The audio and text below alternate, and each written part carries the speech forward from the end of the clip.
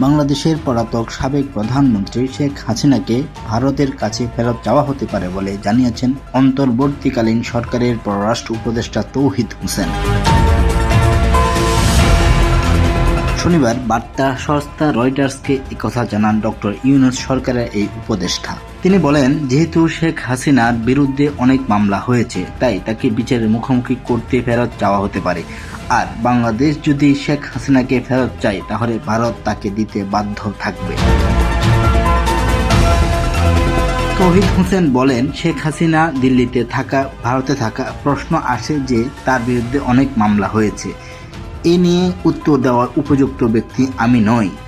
তবে যদি স্বরাষ্ট্র মন্ত্রণালয় এবং আইন মন্ত্রণালয় থেকে শেখ হাসিনাকে ফেরত চাইতে অনুরোধ আসে, তাহলে আমাদের ভারতের কাছে হাসিনাকে ফেরত চাইতেই হবে।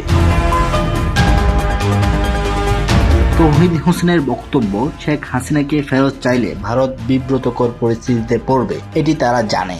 ফলে সেভাবেই তাদের কাজ করতে হবে। তিনি বলেন, যদি সেখান থেকে এমন দাবি আসে, তাহলে এটি ভারত সরকারের জন্য একটি বিব্রতকর পরিস্থিতি সৃষ্টি করবে। আমি মনে করি ভারত সরকার এ সম্পর্কে জানে এবং আমি নিশ্চিত এই বিষয়টি তারা বিবেচনায় রাখবে। এছাড়া নিজ স্বার্থ বজায় রেখে বাংলাদেশ পৃথিবীর সব দেশের সঙ্গে বন্ধুত্বপূর্ণ সম্পর্ক গড়তে চায় বলে জানিয়েছেন তৌহিদ হোসেন। তিনি বলেন, আমাদের নীতি হলো জাতীয় স্বার্থ সুরক্ষিত রেখে সব দেশের সঙ্গে ভালো সম্পর্ক রাখা। কারো সঙ্গে শত্রুতা নয়, আমরা সবার সঙ্গে বন্ধুত্ব চাই। লক্ষ্য হলো একটি সামঞ্জস্যপূর্ণ সম্পর্ক গড়া। আমাদের প্রাথমিক লক্ষ্য হলো জাতীয় স্বার্থ রক্ষা করা।